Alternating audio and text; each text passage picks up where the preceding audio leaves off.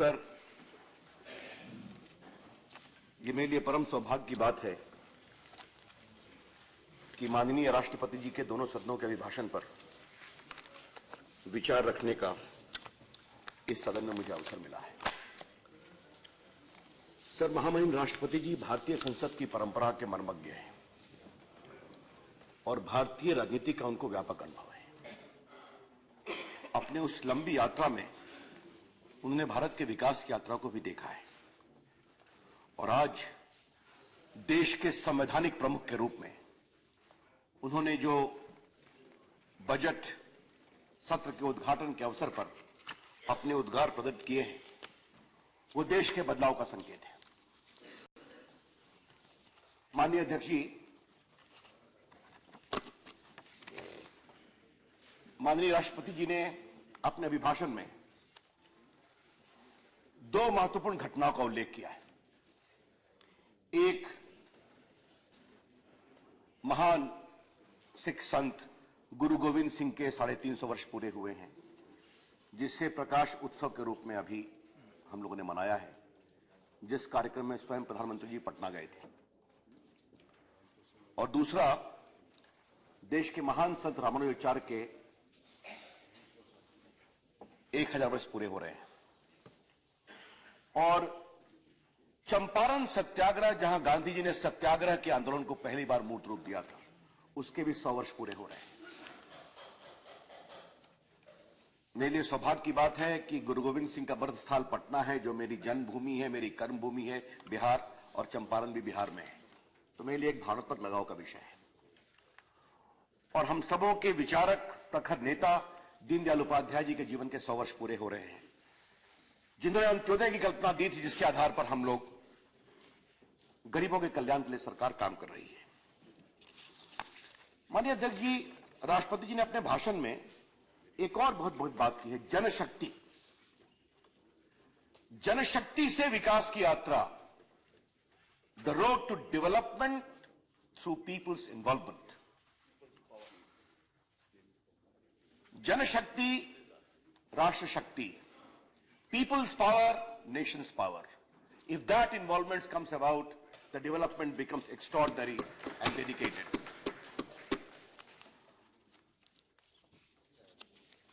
माननीय अध्यक्ष जी, सभापति जी क्षमा करेंगे, प्रधानमंत्री नरेंद्र मोदी जी की अगुवाई में यह सरकार बदलाव की सरकार है और इस बदलाव में हमारे दो सिद्धांत थे उनकी अगुवाई में, सबका साथ, सबका विकास, एक भारत श्रेष्ठ भारत। और इस बड़ी परिकल्पना में जब सबको लेकर चलना है तो जनता का पूरा इस प्रकार से किस्सा सहभाग बने। मैं आपको इसके कुछ उदाहरण रखना चाहूंगा, यह देश कैसे बदलता है। अपने इस सदन के उद्बोधन में मैं एक वाक्य कहना चाहूंगा, माननीय सभापति जी, देश जागता है, जगाने वाला होना चाहिए। और अगर जगाने वाला महत्वपूर्ण नेता बनता है तो देश कैसे जागता है, इसका मैं आपको उदाहरण दूंगा। 27 सितंबर 2014 को यूएन को संबोधित करते हुए प्रधानमंत्री ने एक बात कही थी, yoga is an invaluable gift of India's ancient tradition. It embodies unity of mind and body. By changing our lifestyle and creating consciousness, it can help in wellbeing. और बाद में अपील की थी, let us work towards adopting an international yoga day. सभापति जी, आपने स्वयं भी देखा होगा, 21 जून 2015 को पहला इंटरनेशनल योगा डे मनाया गया था। स्वयं प्रधानमंत्री जी दिल्ली के राजपथ पर हजारों लोगों के साथ योगा कर रहे थे, हम लोग सभी कर रहे थे, देश की जनता आई। और पहले साल 84 देशों में और दूसरे साल 173 देशों में योगा मनाया गया और बाद में 177 कंट्रीज ने, आप तो स्वयं यूएन की कार्रवाई से परिचित रहे हैं, इतनी बड़ी संख्या में योगा डे को पूरी दुनिया ने एक प्रकार से आशीर्वाद दिया। और वॉल स्ट्रीट जर्नल ने कहा कि yoga takes over the world. तो अगर जनशक्ति की शक्ति लगती है तो एक योजना किस तरह से सर्वव्यापी बनती है, योगा की सफलता उसकी बहुत बड़ा उदाहरण है, जिसकी अगुवाई में माननीय प्रधानमंत्री ने जनशक्ति का उपयोग किया। स्वच्छ भारत अभियान, देश को साफ होना चाहिए। स्वयं गांधी जी की एक बहुत बड़ी कहावत थी, उन्होंने उसको माना भी था। लेकिन अगर देश को जगाना है तो सिर्फ बोलने से काम नहीं चलेगा। और हम सबों के लिए बहुत भावुक क्षण था कि स्वयं प्रधानमंत्री जी झाड़ू लेकर दिल्ली की सड़कों को उतरे सफाई करने के लिए। स्वच्छ भारत अभियान की माननीय राष्ट्रपति जी ने बहुत चर्चा की है विस्तार से। और आपको मैं बताना चाहता हूं, हम लोग सभी फील्ड में थे और लोग अपने आप सड़कों पर निकल रहे थे, महिलाएं, बच्चे। सभापति जी, ये माई गव हमारा एक कार्यक्रम चलता है जिसमें 40 लाख देश के लोग इन्वॉल्व होते हैं डिजिटली। हमने उनसे कहा था कि आप स्वच्छ भारत अभियान का लोगो बनाओ, क्राउड सोर्सिंग। और उन्होंने गांधी जी के 2 चश्मे बनाकर दिए। गांधी जी का विचार, उनके चश्मे, स्वच्छ भारत का अभियान। यह है भारत का बदलाव, जनशक्ति के माध्यम से आता है। शौचालय बनना चाहिए। अब मात्र 2.5 वर्षों में माननीय सभापति जी 1,04,000 विलेजेस, गांव, 450 शहर, 77 जिले, 3 राज्य ने डिक्लेयर किया कि हम ओपन डेफिकेशन फ्री हैं। अब ये कितनी बड़ी बात है। लगभग 3 करोड़ शौचालय बने। और जब जन आंदोलन बनता है तो मैं आपको एक उदाहरण देना चाहता हूं। एक सरकारी कार्यक्रम में मैं इंदौर गया था सभापति, मैं सदन को बताना चाहता हूं। वहां एक गांव मुराद है, वहां की सरपंच ने अपने पूरे गांव को ओपन डेफिकेशन फ्री किया है, खुले में शौच से मुक्त। उसका बहुत आग्रह था कि मैं उसके गांव में जाऊं। मैं गया और वहां उन्होंने किस तरह से यूनिक कार्यक्रम किया कि उसने एक बानर सेना बनाई थी बच्चों की, जो सुबह 4 बजे से सीटी लेकर गांव में घूमते थे। कोई खुले में शौच करता था उसे रोकते थे। अपने यहां शौचालय बनाओ, मोदी जी की सरकार शौचालय के लिए प्रेरणा दे रही है। ये जो पूरा आंदोलन बनता है तो आज 3 करोड़ के लगभग शौचालय देश में बने हैं। और इस बार के इकोनॉमिक सर्वे में माननीय सभापति जी, स्वयं इकोनॉमिक सर्वे ने इस बात को जिक्र किया है कि शौचालय नहीं बनने से प्राइवेसी परेशानी होती है, रोग होता है महिलाओं को, इसलिए इसको बहुत ही आगे बढ़ाना जरूरी है। दूसरा कार्यक्रम देखिए, जन आंदोलन से बेटी बचाओ बेटी पढ़ाओ। अब इसकी बात तो हम सभी करते थे। मुझे याद है करनाल के कार्यक्रम में प्रधानमंत्री जी ने इस कार्यक्रम की शुरुआत की थी। वहां हम भी गए थे और हमारे कई मंत्री थे। अपने भाषण में प्रधानमंत्री जी ने एक बात कही थी, माननीय सभापति जी, अगर बेटी नहीं बचाओगे तो बहू कहां से लाओगे। अब इतनी बड़ी सोच थी इसके पीछे। और आज वो हरियाणा में सेक्स रेशियो का एक बहुत इंबैलेंस रहा है। आज देखिए 1-1.5 साल के अंदर वो इंबैलेंस बराबर में हो गया। अगर ये संकल्प के साथ प्रधानमंत्री लीड करते हैं कि बेटी बचाओ बेटी पढ़ाओ। सुकन्या समृद्धि योजना, मैं उस विभाग को पहले हैंडल करता था। अभी तक 94 लाख सुकन्या समृद्धि अकाउंट खुल चुके हैं, जिसमें 7,600 करोड़ बेटियों की सुरक्षा के लिए पैसा जमा हुआ है। इस पूरे आंदोलन की कल माननीय वित्त मंत्री जी ने भी अपने बजट भाषण में बहुत तारीफ की थी, जो पोस्टल डिपार्टमेंट करता है। एक बात देखिए माननीय सभापति जी, अगर ये आंदोलन बनता है तो उसके लिए क्या संकेत जाता है। अमेरिका के राष्ट्रपति ओबामा जी आए थे 26 जनवरी 2015 को। 26 जनवरी की परेड चलती है, लेकिन प्रधानमंत्री जी का यह विचार हुआ कि आज 26 जनवरी की परेड हमारी महिला सेना की पूरी टुकड़ी लीड करेगी, एक कैप्टन की अगुवाई में। इससे एक मैसेज जाता है। जब ओबामा जी राष्ट्रपति भवन आए थे, उनकी अगवानी करने के लिए हमारे एयरफोर्स की एक महिला स्क्वाड्रन लीडर खड़ी थी। इससे एक संकेत जाता है।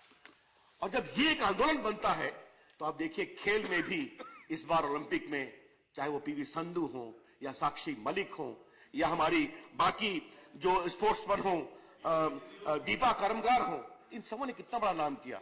और पैरा ओलंपिक में दीपा मलिक ने काम किया। तो आज बेटी बचाओ बेटी पढ़ाओ जनशक्ति के माध्यम से देश का एक बहुत बड़ा आंदोलन बन गया है। ये एक बहुत बड़े बदलाव की बात है, ये आपको बताना चाहते हैं। माननीय सभापति जी, मुझे सदन से एक और बहुत महत्वपूर्ण बात आज शेयर करनी है। पद्मा अवार्ड तो सबको मिलते हैं, मिलने भी चाहिए, भारत रत्न भी मिलने चाहिए, पद्म भूषण पद्मश्री भी मिलने चाहिए। इस बार के पद्मा अवार्ड में एक बहुत बड़ा बदलाव क्या हुआ है। हमें इस बात का बहुत गर्व है कि हमारी सरकार ने आम आदमी को खोजा है, जिनकी पैरवी करने वाला कोई नहीं होता था, उनको पद्मश्री दिया है। मैं आपके सामने ये भी एक भारत श्रेष्ठ भारत, ऐसे साधारण भारतीय तो देश को बदलने का काम कर रहे हैं। नरेंद्र मोदी जी की सरकार उनको पहचानेगी। भले उनके लिए कोई प्रशस्ति गान करने वाला नहीं हो, भले उनके लिए कोई एमपी रेकमेंड करने वाला नहीं हो, भले उनके लिए कोई सरकार अनुशंसा करने वाली नहीं हो, but the government of Narendra Modi will recognize their work and award them with Padma Award. And that what has happened this year, sir. Sir मैं आपको कुछ उदाहरण देना चाहता हूं सर। ये करीमुल हक सर, ये 52 वर्ष के हैं, दलबारी गांव, जलपाईगुड़ी, बंगाल के सर। ये इनके पास मोटरसाइकिल है और हर हफ्ते में ये बीमार लोगों को ट्रांसपोर्ट करके डिस्ट्रिक्ट अस्पताल बनाते हैं 20 गांव में। अब तक जिन्हें 3000 लोगों को जिंदगी बचाई है, जो परेशान थे, दुखित थे, बीमार थे, उनको पद्मश्री दिया जा रहा है इस बार। एक गरीब मजदूर को चाय बागान में काम करने वाले। My friends from Kerala would like to know Meenakshi Amma. She is 76-year-old from Kerala and what is her contribution? Right from the age of 16 she is teaching Kalyarpattu, the famous Kerala sport. For 68 years she is doing that job. Our Prime Minister has given Padma Shri to this great achiever of Kerala. मैं Kalyarpattu, I correct. All right. Whatever my friends from Kerala say, I accept. No problem. Daryapalli Ramaiah, my friend from Telangana. Yes, I'm doing that. He is 68 years from Telangana. He has dedicated his life for making India green, planted 1 crore tree. He has been given Padma Shri by this government this year. Dr. Bhakti Yadav, सभापति जी, इंदौर की 91 साल की gynaecologist, पिछले 68 साल से गरीबों को मुफ्त सेवा दे रही है, कुछ नहीं मांगा। प्रधानमंत्री जी ने खोजा, इनको पद्मश्री दिया जाएगा, इस बार दिया गया है। ऐसे कई उदाहरण हैं। एक Bipin Galatra from Calcutta, my friends from Bengal would love to know. 67 साल से 59 साल के हैं, उनके भाई की फायर इंसिडेंट में मौत हो गई। उनके जीवन का एकमात्र लक्ष्य है कि हम अपने जो आग में फंसते हैं उनको बचाएं, उनको पद्मश्री दिया गया है। Sir, I would like to share with this house, it is a metamorphosis of India happening now. The common people are being recognized. The contribution, quality, accomplishment of common people is being celebrated, and it is not being talked about. They are being given the highest honor. This is the government, Ek Bharat, Shreshth Bharat, सबका साथ, सबका विकास। Sir, आज Padma award की बात चलती है तो एक बात कहने की इच्छा होती है सर। मैंने एक बार हल्के से इसका संकेत दिया था, आज थोड़ा विस्तार से बोलने की इच्छा है। हमारा देश 70 साल का परिपक्व हो गया आजादी की। इस देश को बनाने में बहुत लोगों ने काम किया।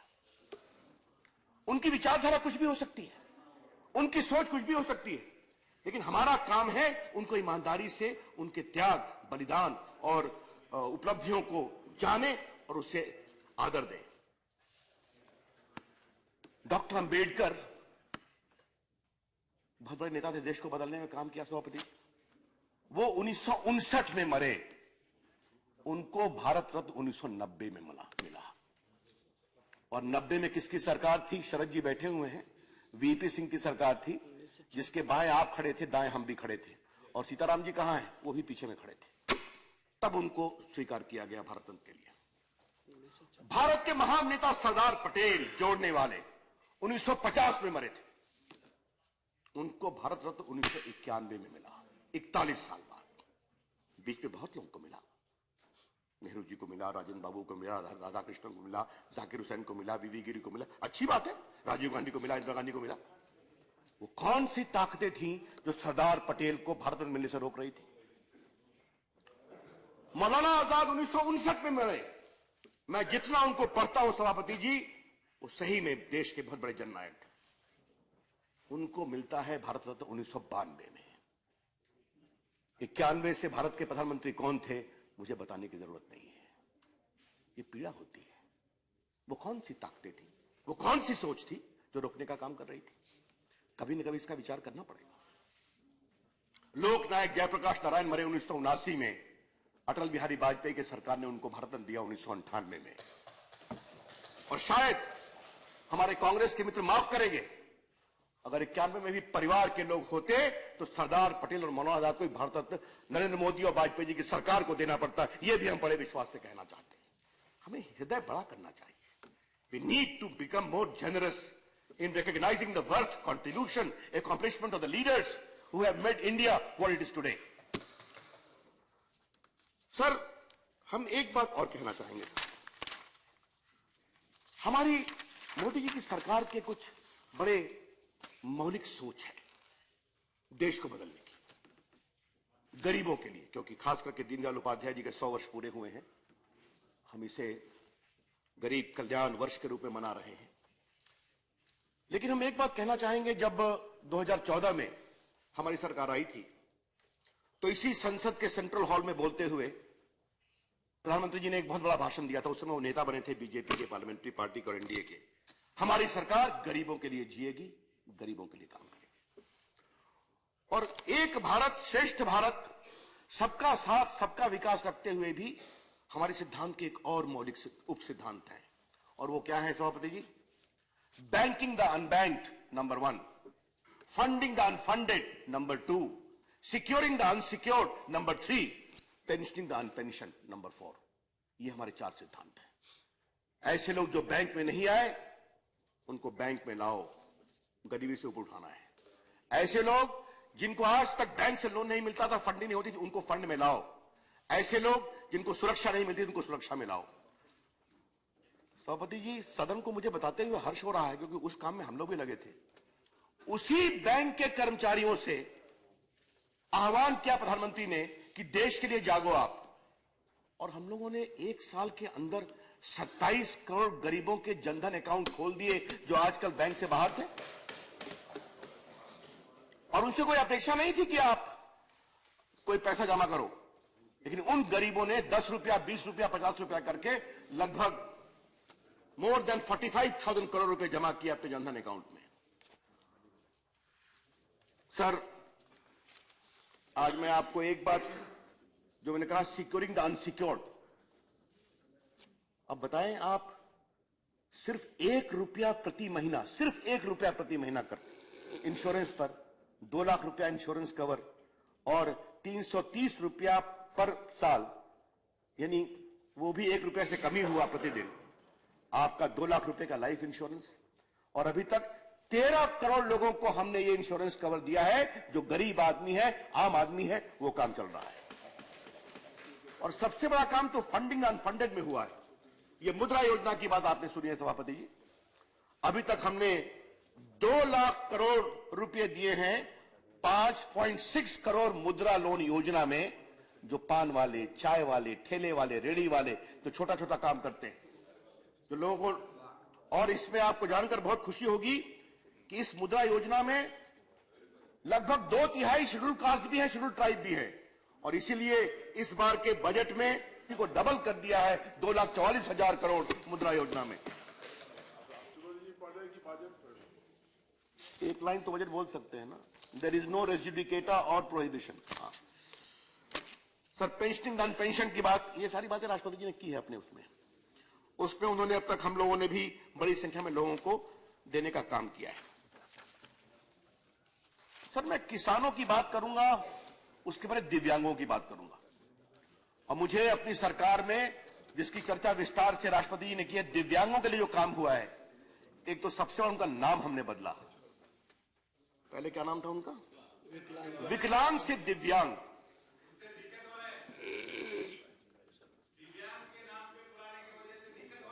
अच्छा, ठीक है सर, ये विकलांग से दिव्यांग की यात्रा है, ये सोच की यात्रा है। विकलांग से कमजोरी समझ में आती है, दिव्यांग से आशा जगती है। दिव्यांग represents hope, handicap remain handicap. That is the basic fundamental difference. और इसमें हमने उनके रिजर्वेशन को 3 से 4% किया है।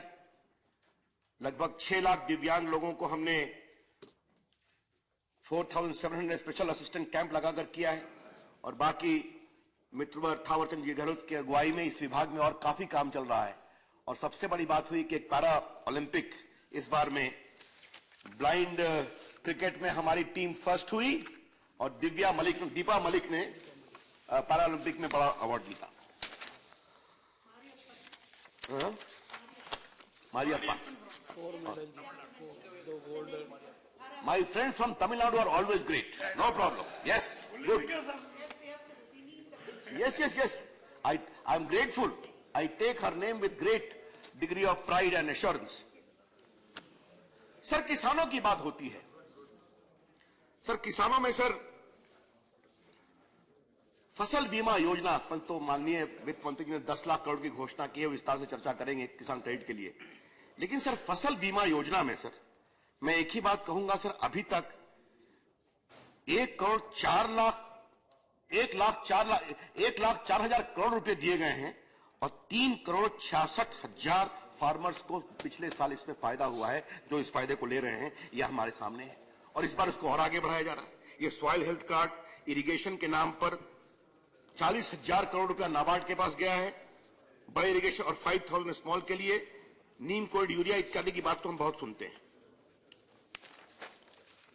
सर ये इस मामले में हम 2 बात और करेंगे सर, हमारी सोच के बारे में कि हम किस तरह से काम कर रहे हैं यह समझना बहुत जरूरी है। अब देखिए, जितने लोग के पास गैस नहीं है उनको गैस मिलनी चाहिए। जो गरीब है, एक भाषण रहा है ना कि वो फूंक करके चूल्हा जलाना, आंख खराब होना और एक चूल्हा जलाने में लगभग 4,000 सिगरेट का धुआं कंज्यूम करना, 400। अब क्या सोच बनी, गरीबों को हमें देना है गैस का चूल्हा। उसके लिए एक और पहल हुई और वो पहल क्या था, जो अपना सब्सिडी छोड़ सकते हैं वो छोड़े, जो अफोर्ड कर सकते हैं अफोर्ड करें। माननीय सभापति जी, प्रधानमंत्री जी ने अपील किया और 1.5 करोड़ लोगों ने अपनी सब्सिडी अपने आप छोड़ दी। ये देश में एक नई चीज देखी गई। फिर आता हूं, देश जागता है, जगाने वाला होना चाहिए। और इस उदाहरण को देख के मुझे लाल बहादुर शास्त्री की याद आ गई।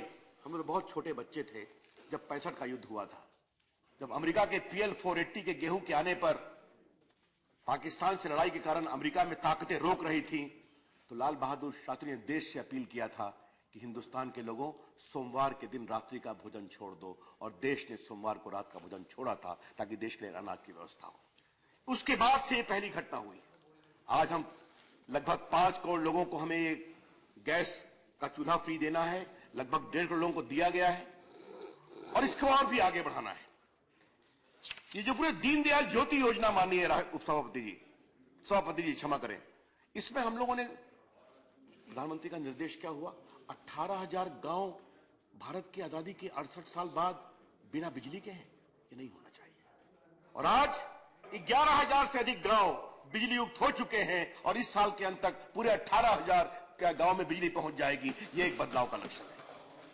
जनता के सहयोग से ये हो पाता है। सर, हमें भारत के संस्कारों पर बहुत विश्वास है, भारत की संस्कृति पर भी बहुत विश्वास है, उससे हम गर्व लेते हैं। अतीत से सीखते हैं, वर्तमान में जीते हैं और भविष्य को मजबूत बनाते हैं।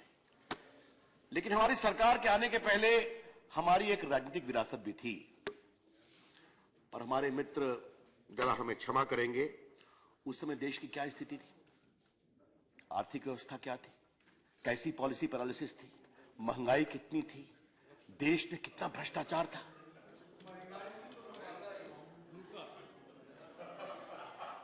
आपसे मैं आप तो भारत के संस्कृति को बहुत जानते हैं।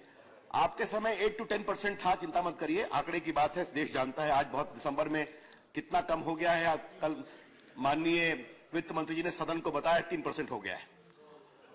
आप तो भारत की संस्कृति को बहुत जानते हैं। पंच तत्वों से पृथ्वी बनती है, आकाश भी है, वायु भी है, जल भी है, अग्नि भी है, जमीन भी है। तो ये तो बात हमने सुनी थी, अच्छा है। लेकिन पृथ्वी के हर तत्व में कहीं ना कहीं भ्रष्टाचार देखा गया। अंतरिक्ष में भी देखा गया अंतरिक्ष देवास, वायु में देखा गया एयरवेव स्पेक्ट्रम, आकाश में देखा गया हेलीकॉप्टर स्कैम, जमीन पर देखा गया आदर्श और कॉमनवेल्थ स्कैम, पाताल में भी देखा कोयला स्कैम, और समुद्र में देखा सबमरीन स्कैम। तो ये पंच तत्व की नई व्याख्या हमें समझ में आई। और उस समय, आजकल जमाना इनोवेशन का है और इनोवेशन में नई नई बातें आती हैं। उस समय क्या इनोवेशन की बात की जा रही थी? Zero loss theory. और कोयला स्कैम पर एक आपके तरफ के बहुत विद्वान मित्र ने क्या कहा? Since the coal is embedded to the land, where is the scam? ये बातें हम लोग सुनते थे, उस समय हम लोग विपक्ष में थे। और आज मुझे इस बात का बहुत मान है और गौरव है कि अतीत की सरकार के विपरीत नरेंद्र मोदी जी की सरकार में भ्रष्टाचार बंद है और ईमानदारी से फैसले होते हैं। जहां कोयला घोटाला होता था, वहां हमने ईमानदारी से नीलामी किया, 3 लाख करोड़ रुपए आए जहां घोटाला हुआ था, और वो पैसा केंद्र को और प्रदेशों को जा रहा है जहां कोयला की खदानें। स्पेक्ट्रम में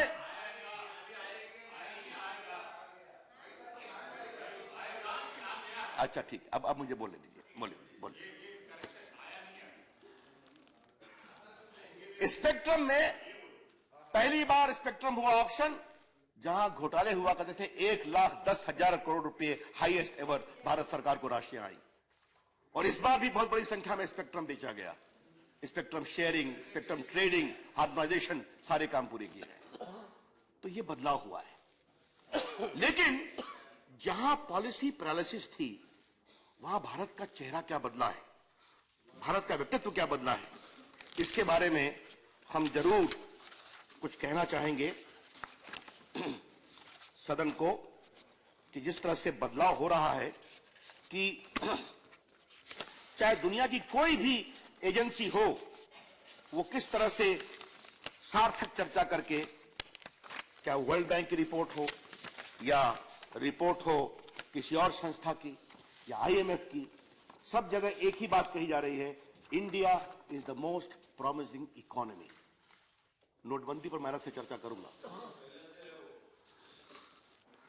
अब चलिए, अपना अतीत आपका वक्त आएगा ना, तो अब तो आप वहां चले गए हैं, तो थोड़ा वेट करिए, बहुत लंबा है। आज अब मैं बार बार उन सारे को साइड करके यहां बताना नहीं चाहता हूं कि क्या क्या बदलाव हुआ है, लेकिन ये जग जाहिर है कि किस तरह से बदलाव हुआ है। अब आप देखें, एफडीआई की बात आई थी। FDI today India is host to the highest number of FDI. ये बताने की जरूरत है? सर जरा उन लोग को शांत रहने को बोलेंगे, उनको आराम से बोले। Our manufacturing is growing very high. Please allow the speaker to continue. Our manufacturing has gone high. Yesterday it was explained in great detail how India is home to the biggest number of FDI in recent years. Yesterday it was explained in great detail. I don't want to go into those details. Those are matters of record as to how India today is privy to the biggest foreign exchange reserves. Today India has scaled great heights in ease of doing business. ये बातें तो सभी जानते हैं। और नोटबंदी पर कमजोरियों को उजागर करते हुए भी, चाहे वो आईएमएफ हो या वर्ल्ड बैंक हो, वो सब क्या कह रहे हैं? Indian growth story in the coming 2 to 3 years is going to be 6.5% to 7.5% to 8.5%। ये हम नहीं कह रहे हैं। अब वो नहीं मानते हैं तो उनको उनकी शुभकामनाएं मुबारक, उनके विचार मुबारक। लेकिन दुनिया, और सर एक बात मैं आज कहना चाहूंगा, इधर कुछ दिनों पहले हमें विदेश जाने का मौका मिला प्रधानमंत्री जी के निर्देश पर कुछ सरकारी मामलों में, और 4 देशों में 3 देशों के एम्बेसडर ने मुझे एक बात कही, यूरोप के देश थे। और आप जानते हैं कि एम्बेसडर आप 30 साल सर्विस करने के बाद लगभग बनते हैं। कहा हम लोग भारत के प्रतिनिधि इतने वर्षों से हैं, लेकिन भारत के एम्बेसडर के रूप में दुनिया में हमको इतनी इज्जत आज तक नहीं मिली, तो नरेंद्र मोदी की अगुवाई में मिल रही है। ये भारत के प्रतिनिधि बोल रहे हैं। तो अगर आप अब नहीं समझने को तैयार हैं, तो आपके ऊपर है।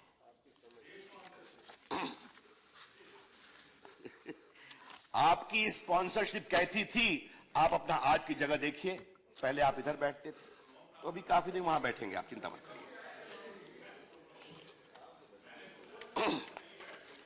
सर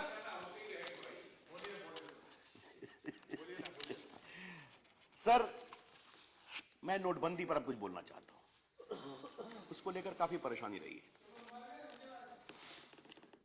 सर एक बात समझे, भारत को ईमानदार रास्ते पर बनाने की कोशिश प्रधानमंत्री जी की उस दिन से है जिस दिन से पहली कैबिनेट बैठी थी, और यह बात उन्होंने अपने पूरे चुनाव अभियान में भी कहा था। पहली कैबिनेट में क्या फैसला हुआ? ब्लैक मनी के लिए एसआईटी बनाई जाएगी, जो सुप्रीम कोर्ट के आदेश के बावजूद 2 साल से आप नहीं बना रहे थे। वो हमने फैसला पहली कैबिनेट में किया था। G20 कंट्रीज में कैंपेन करके प्रधानमंत्री ने कहा पूरी दुनिया को एक साथ बोलने की जरूरत है, फॉरेन में जो पैसा कालाधन जमा होता है उसको लेकर के। आज automatic exchange of information America के साथ है, स्विट्जरलैंड के साथ है। हम लोगों ने यहां टैक्स में बदलाव किया, बैंकरप्सी कोड लाया, बेनामी एक्ट कितने वर्षों से इफेक्टिव नहीं था उसको इफेक्टिव बनाया, उसको धारदार बनाया। उसके अलावे मनी लॉन्ड्रिंग एक्ट, बाकी सब में सुधार किया। तो ये नोटबंदी एक पहली प्रक्रिया नहीं है जो की गई। 2 साल में प्रधानमंत्री जी ने पहल करके भारत को ईमानदार और भारत की अर्थव्यवस्था को ईमानदार बनाने के लिए कई कोशिशें की थी। अब नोटबंदी से जनता में प्रधानमंत्री जी ने ईमानदारी से अपील किया था कि आपको कुछ महीनों की परेशानी होगी। उन्होंने खुल कहा था, 50 दिन की बात ही कहा था। और हमने यह भी देखा कि लोगों ने कहा कि हमें कठिनाई हो रही है, लेकिन ये जो कदम उठाया है नरेंद्र मोदी जी की सरकार ने, ये देश को मजबूत बनाने वाला कदम है, आगे बढ़ाने वाला कदम है। मुझे याद है, आज मुझे ये सदन में बोलना पड़ेगा। हमारे कुछ टीवी के एंकर्स अपना बड़ा छोटा कैमरा लेकर लाइन में खड़े लोगों के मुंह में भी कैमरा घुसा दिया करते थे कि आपको कैसा लग रहा है? कहा खड़े होते तो परेशानी तो है, लेकिन ये कदम अच्छा है, ये भारत को बदलने वाला कदम है। ये हुआ, देश जागता है, जगाने वाला होना चाहिए, ये हमने करके दिखाया। सर नोटबंदी पर हम विस्तार से चर्चा तो करेंगे जरूर, लेकिन चाहे वो दुनिया हो, चाहे हिंदुस्तान को समझने समझाने वाले लोग हों, चाहे वो बड़े अर्थशास्त्री हो, एकाध को छोड़कर, जिनका पूर्वाग्रह रहता है हमारे प्रधानमंत्री जी के बारे में, सबों ने स्वीकार किया कि एक बहुत ही it is a transformational initiative taken by Narendra Modi government.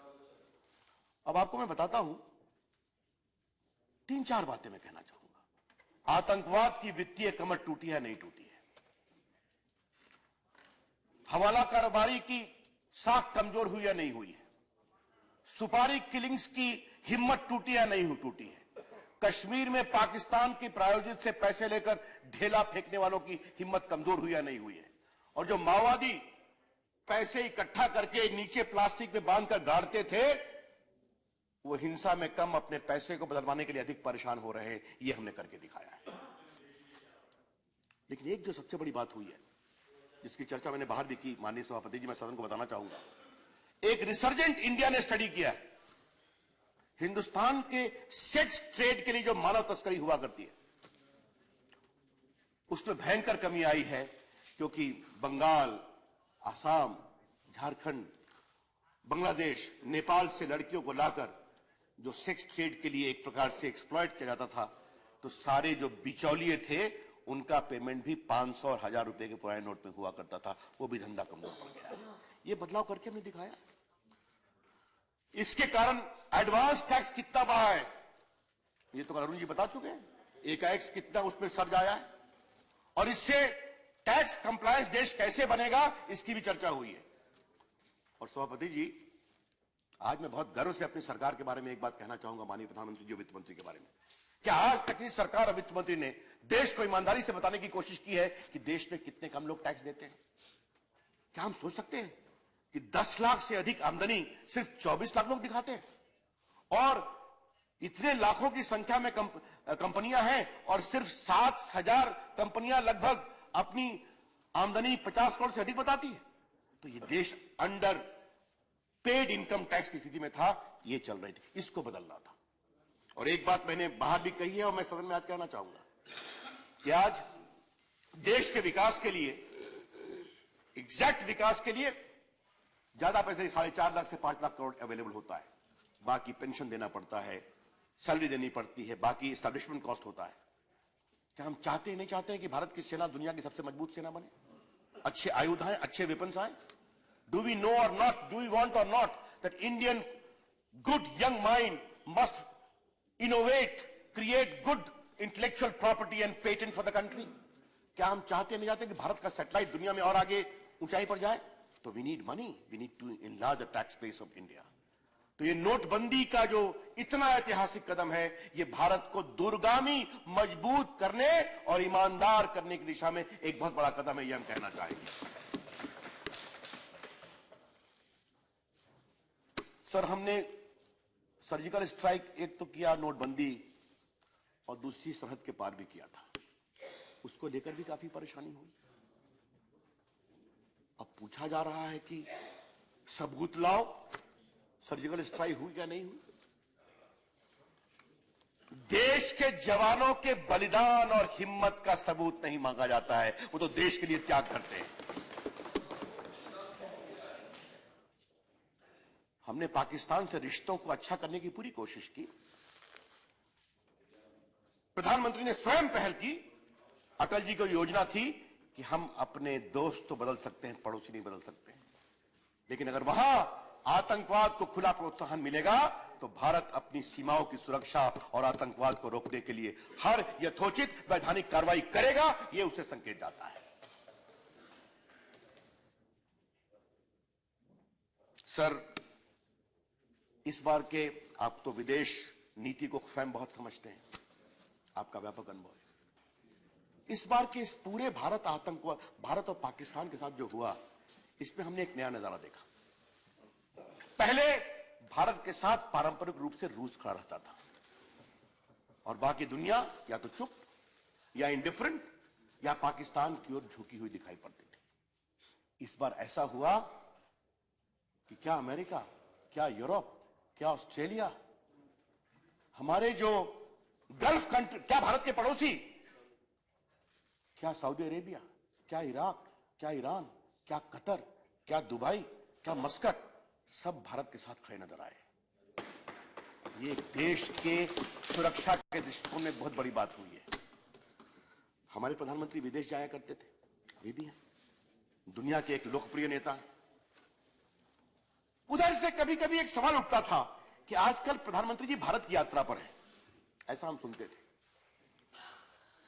हम ऐसे अपने मित्रों को बहुत विनम्रता से बताना चाहेंगे, भारत के प्रधानमंत्री विदेश छुट्टियां नहीं मनाया करते जाया करते थे, वो भारत की सुरक्षा की दीवारों को मजबूत करने जाया करते थे और पाकिस्तान की दीवारों को कमजोर करने जाया करते थे। और वो जहां भी जाते थे हम जानते थे कि भारत के प्रधानमंत्री कहां गए हैं, ये भी मालूम था। आज इस देश को बदलाव में भारत की विदेश नीति, आप समझ रहे हैं मैं क्या कह रहा हूं, बस, और आप समझ गए मैं क्या कह रहा हूं, बस।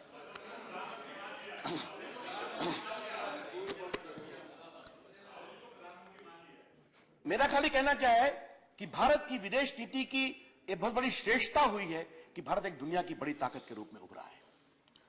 सर, मैं कुछ मोटी बातें और कह के अपनी बात समाप्त करूंगा। सर,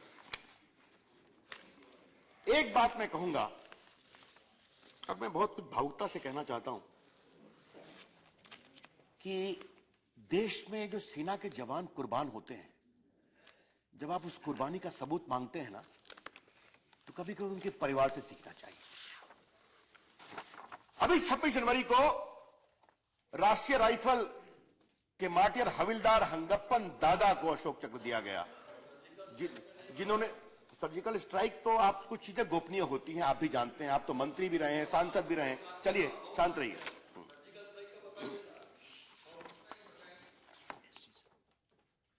सर, ये आतंकवादियों से लड़ते हुए अकेले ने 4 को मारा और इनको देश का सर्वश्रेष्ठ पीस टाइम अवार्ड दिया गया, अशोक चक्र। सर, मैं टीवी देख रहा था, इनकी पत्नी अरुणाचल प्रदेश से आते हैं और इनका बेटा था। इनका छोटा बेटा से पूछा गया कि बेटा तुम क्या बनोगे? कहा मैं अपने पिताजी की तरह सेना में जाऊंगा, सेना का अफसर बनूंगा और आतंकवादियों से लड़ूंगा। यह होती है भारत की परंपरा और यह मैं हर बार देखता हूं, जो आतंकवादियों से लड़ते हुए शहीद होते हैं और ये काम करते हैं। सर, हमारी सरकार ने इसलिए तय किया कि 1 रैंक 1 पेंशन जो इतने दिन से पेंडिंग था, कभी कभी 500 करोड़ रुपए की घोषणा की गई थी। सर, हमारे बिहार में एक कहावत है, गाजीपुर में भी होगा, ऊंट के मुंह में जीरा का फोरन। सर, ये इतना बड़ा ये अपेक्षा थी और 500 करोड़ मतलब क्या किसी के जख्म पर नमक छिड़का गया था क्या? प्रधानमंत्री जी ने कहा इसको पूरा करना है और सर 11,000 करोड़ रुपए दिए गए हैं 1 रैंक 1 पेंशन में। अभी तक 6,200 करोड़ रुपए डिस्ट्रीब्यूट हो चुके हैं और 19,06,000 जो हमारे वेटरन्स हैं वो इसका फायदा पा चुके हैं।